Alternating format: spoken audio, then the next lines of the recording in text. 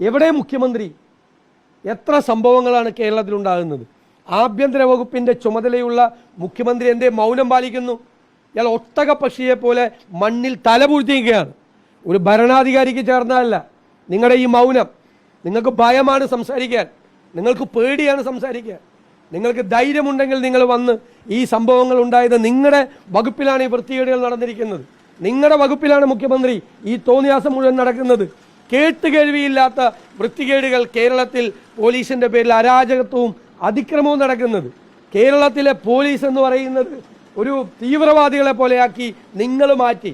നിങ്ങളുടെ ഇച്ഛാനുസരണം അവരെ പ്രവർത്തിക്കാൻ വേണ്ടി, നിങ്ങളുടെ പാർട്ടിക്കാരുടെ തോന്നിയാസത്തിന് കൂട്ടുനിൽക്കാൻ വേണ്ടിയിട്ട് നിങ്ങൾ ഈ കേരള പോലീസിനെ നിങ്ങളെ തകർത്ത് തരിപ്പണമാക്കി.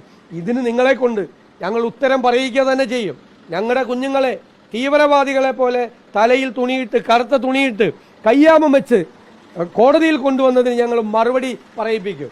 51 വെട്ടുവെട്ടി ചന്ദ്രശേഖരനെ കൊന്ന പ്രതികളെ നിങ്ങൾ 5 സ്റ്റാർ ഹോട്ടലിൽ കൊണ്ടുപോയി മദ്യവും ഭക്ഷണവും മേടിച്ചു കൊടുത്തു.